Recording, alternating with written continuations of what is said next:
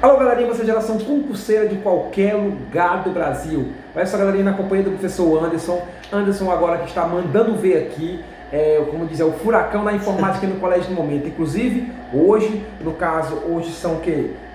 20 anos? 19, né? 19. Hoje são 19 de dezembro. Hoje foi dado início, foi dado o pontapé inicial ao mini curso do professor Anderson, que serão de 14 encontros, é isso mesmo? Exato. 14 encontros, olha só, vagas limitadas. Infelizmente, lotado até segunda ordem. Estamos vendo se conseguiremos uma outra sala, mas até então não há mais vagas para o minicurso do professor Anderson. Infelizmente, não há mais vaga, mas desde já vamos tentar ver, né, professor, junto com a coordenação, se há a possibilidade de trocar de sala. Por quê? Porque o professor Anderson vai gravar este curso. Mas se você não conseguir, no caso presencial, você pode também entrar no www.tiradentesonline.com.br e vai acompanhando o professor Anderson mandando ver. Serão 14 encontros desse mini curso do básico ao avançado com o professor Anderson. E vamos aqui dar uma palhinha do que aconteceu hoje em sala de aula, você que perdeu. Vamos aqui responder algumas questões, que foi um super resumão de informática. Professor Anderson, antes de mais nada, Instagram, redes sociais para a galerinha aí. Não, meu Instagram é Anderson Santos com 2 S. Não tem muito fácil de me encontrar. Vocês vão encontrar lá, tem muita foto me marcando no Tiradentes, nos stories. Então é fácil você me encontrar lá. Anderson Santos. No Facebook, Anderson Santos normal, você encontra lá também, tá bom? E o meu é Giliardo_show. E aproveita também, inscreve-se no canal do YouTube, alô galerinha. Já cheguei a 11 mil inscritos. Estou chegando a 1 milhão de acessos, já passei de 960 mil, graças a cada um de vocês que acompanha o nosso canal do YouTube, porque esse canal não é meu, não é do Prof. Anderson, é nosso, porque juntos somos mais fortes. Primeira questão, vamos lá. O tipo de HD que usa a mesma tecnologia de armazenamento dos pendrives aí tem a opção SATA, SSD, aí ATA, aí tem SCSI e tem USB. E você aí? Vamos lá, segundinhos para você responder. Marcou qual? Qual é, professor Anderson? Galera, gabarito ficou com B de bola, por quê? SSD. Falou em memória dos dispositivos atuais, vocês vão lembrar de memória flash. Lembra que a memória flash é uma memória que surgiu com a evolução da EEPROM, uma memória que é apagada por impulsos elétricos. Porém, devido ao grande gasto de energia, teve que haver uma redução, assim dando origem à memória flash. Aí você vai lembrar, memória flash são dispositivos atuais, SSD, pendrive, cartão de memória, todos utilizam memória flash. Então não erra, leva essa dica para teu próximo. Gabarito, letra B de bola, SSD. Segunda questão, embora os discos rígidos HD sejam ainda muito utilizados, as unidades de estado sólido SSD vêm cada vez mais sendo utilizadas. Comparando os HDs convencionais com os SSDs, tem-se que, aí na opção A temos, a vida útil dos SSDs é maior que a dos HDs? Não, galera, por quê? SSD ele utiliza o processo de eletricidade e o HD, o famoso disco rígido, utiliza magnetismo. Qual é o grande problema? Se eu ficar colocando energia e tirando energia do dispositivo, vai chegar um momento que a bateria vai ficar viciada, ou seja, ele não vai conseguir armazenar dados como deveria. Diferente do disco rígido, que utiliza magnetismo. Só lembrar do ímã, se você ficar aproximando o ímã, aproxima, afasta, o ímã vai deixar de repelir ou atrair os componentes metálicos? Não, então lembra, a eletricidade causa desgastes nas células do SSD, mas o magnetismo não causa isso no disco rígido, por isso que o disco rígido ele possui uma vida útil maior do que a do SSD. Questão B, o consumo dos SSDs é maior que dos HDs? Essa pegadinha cai muito em prova, porque o SSD utiliza energia elétrica para armazenar os dados. O aluno pensa, se eu utilizar energia, ele é formado por circuitos elétricos, eu vou gastar mais energia, mas está errado. O disco rígido gasta bem mais energia. Por quê, Anderson?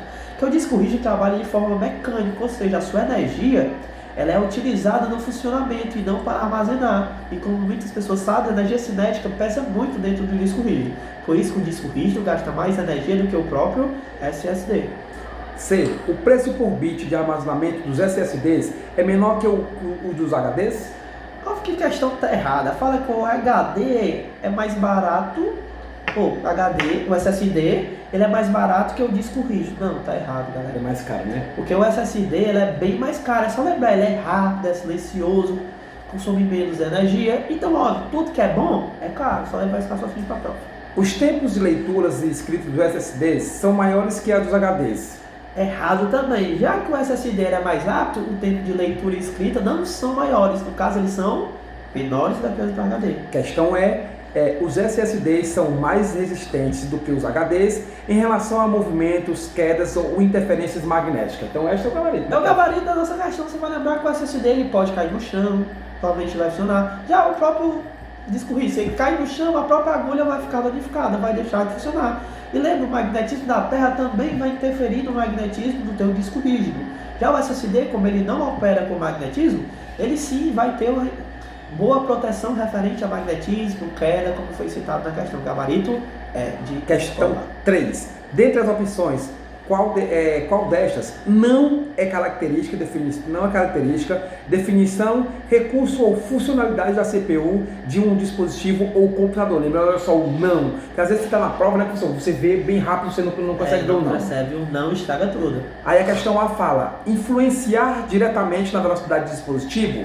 Vamos lá, primeiro tu vai ter que lembrar o seguinte, CPU é sinônimo de processador. E quem comanda o teu computador é o CPU, é o cérebro dele. Então o processador vai interferir na velocidade do dispositivo? Vai sim, como ele quer um que não é, então o gabarito não é o item A.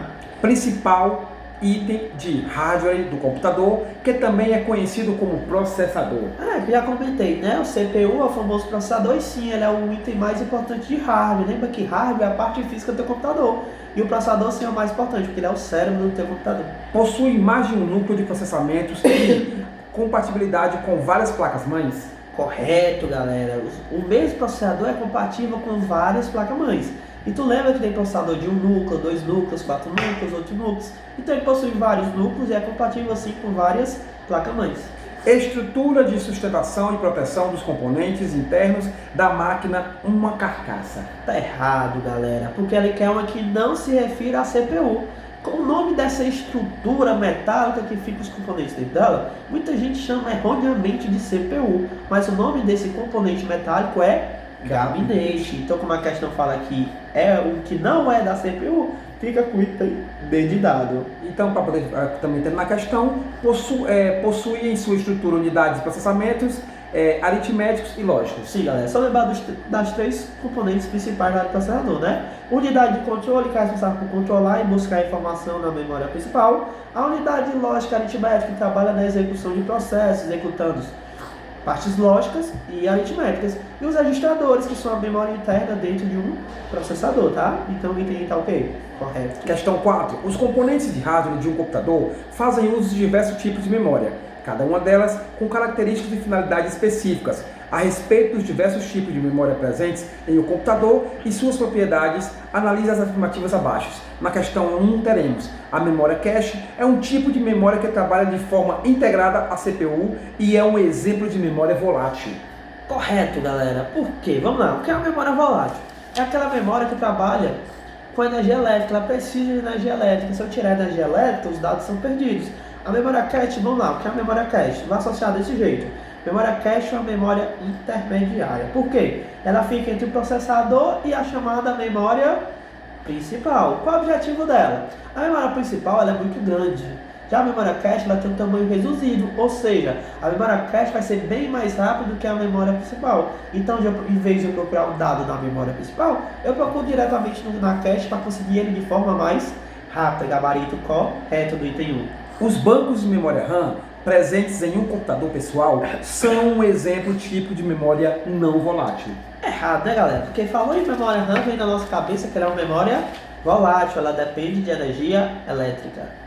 E a outra questão também temos: as unidades de armazenamento SSD possuem memória do tipo volátil e se diferenciam das unidades de disco rígido tradicional por possuírem taxas de leitura e gravação muito superiores, tornando, portanto, os dispositivos SSD muito mais rápidos. Galera, o item estava todo correto, só vai se tornar errado porque ele fala: as unidades de armazenamento SSD possuem memória do tipo volátil, é só você lembrar. O SSD, quando você desliga seu computador, os dados são perdidos? Não, então não tem nada de memória volátil, memória não volátil. Então fica somente o item 1 correto, tá bom? Vamos agora para a questão, sexta questão, a quinta é muito grande. Vamos lá, sexta questão.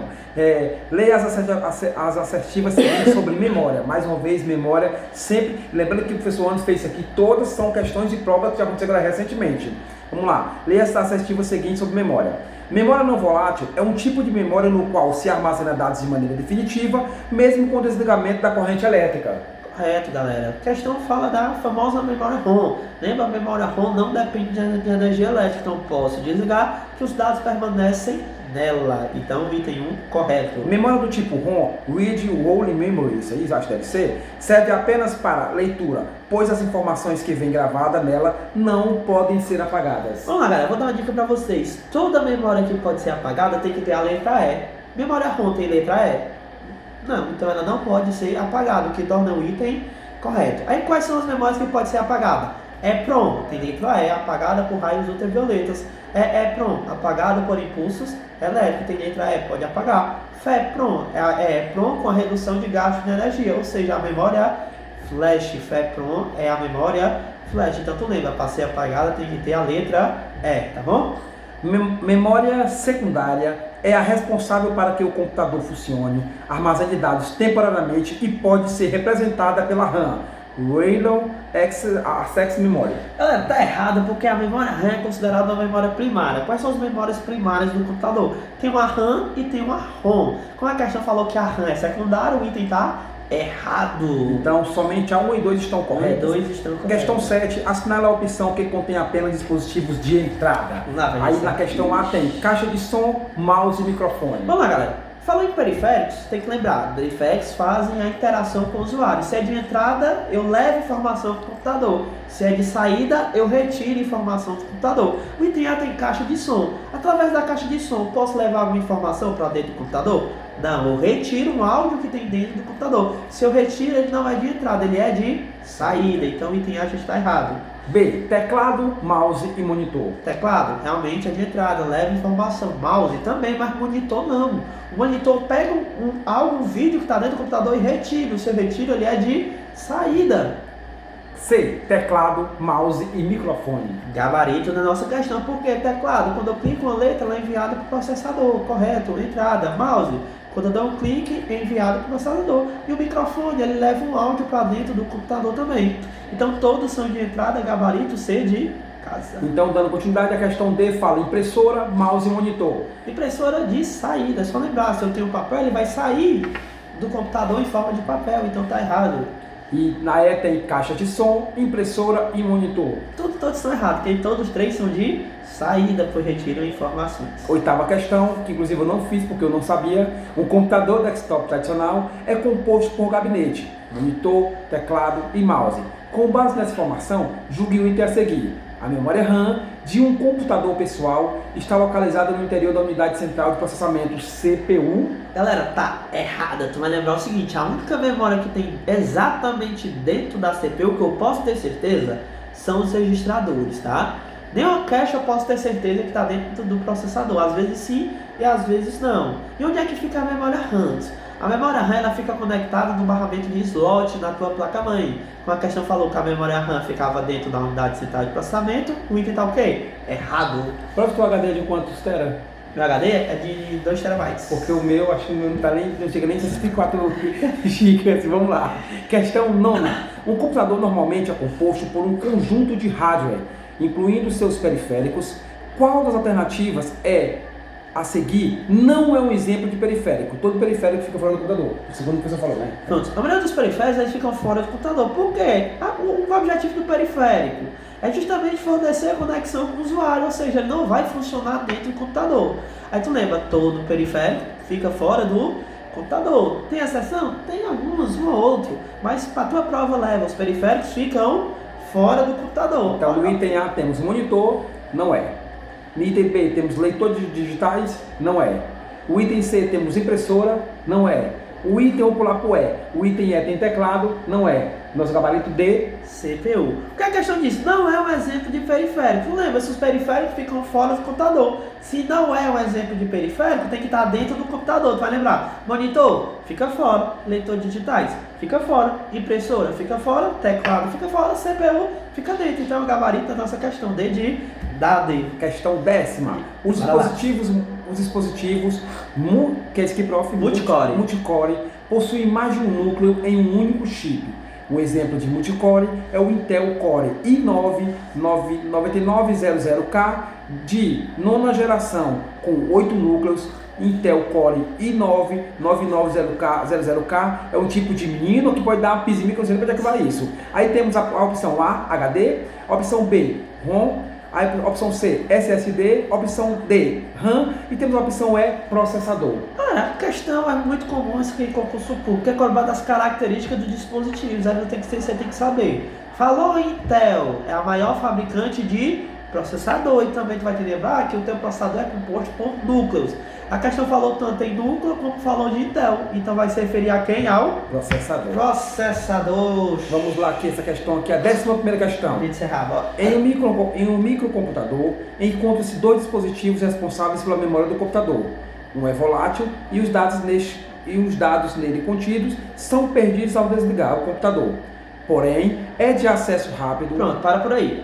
A questão falou o quê? Que é um dispositivo de acesso rápido e os dados são perdidos quando desligado. Ora, se os dados são perdidos quando desligado, é uma memória volátil e que a memória volátil é a memória RAM. Aí vamos continuar. Aí vamos lá. Que contidos perdidos, não, vou ler de novo, não, eu perdi. Em um microcomputador encontram-se dois dispositivos responsáveis pela memória do computador. Um é volátil e os dados nele contidos são perdidos ao desligar o computador.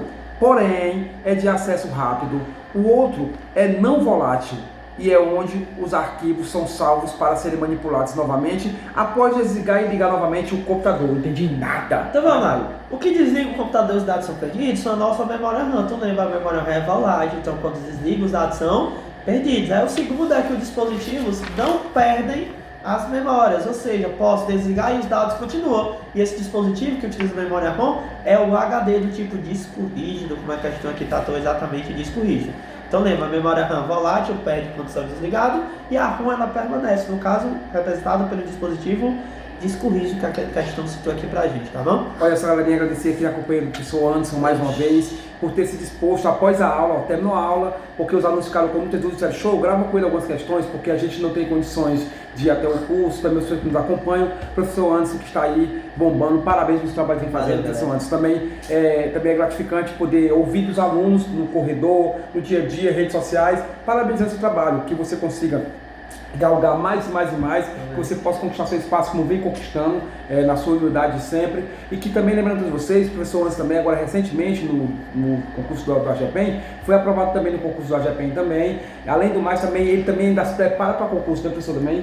Muito importante você se preparar com o concurseiro, né? Porque o concurseiro conhece o que as bancas vão cobrar, estuda o que a banca vem caindo, ou seja, facilita muito o trabalho de vocês. E é isso que eu faço, eu estudo a banca, verifica questões e o que eu puder facilitar, vou facilitar para vocês. A vantagem de ter um professor como concurseiro é isso, galera. Professor, antes de poder finalizar aqui, é importante também para o concurseiro, porque temos muitos concurseiros que se preparam para prestar concurso em qualquer lugar do Brasil. Sim. Então, assim, também é bem interessante, essas pessoas também ter uma programação, né? Inclusive, tem até conheci agora recente, o Thiago Dantas, que é da Central Concurso, onde eles fazem o quê? Onde você que não tem condições de bancar uma passagem e tal, eles podem fazer um pacote de viagem para poder te dar aquele suporte para poder fazer uma viagem. A pessoa interessante também, né? Que é muito chato. Não é que é chato, é que é meio assim complicado, né? A gente sair do nosso estado para fazer uma prova, não conhece nada, vai para o aeroporto, às vezes a prova é lá. Não tem dinheiro também, às vezes é caríssimo demais. Não tem condição de parcelar, né? E vão essas empresas que parcelam, facilitam muito sim a vida dos concurseiros. Inclusive, vou até fazer uma parceria com ele agora, para poder ficar divulgando, ajudando também a divulgar nas redes sociais. Central Concursos também, obrigado a cada um de vocês que me acompanham sempre. Segue lá também tem o Instagram. O Instagram do Prof. Anderson, o meu é @Giliardo_show. Qual é o teu, Prof. Anderson? Prof_Anderson Santos com 2 S no final, tá bom, galera? Quero mandar um abraço para a professora Flávia Rita, segue também lá. E também para o mestre da legislação previdenciária também, tem o tio Hugo Góes e também tem o Ivan Kertzmann. Valeu, beijo a todos vocês. Galera. Abraço.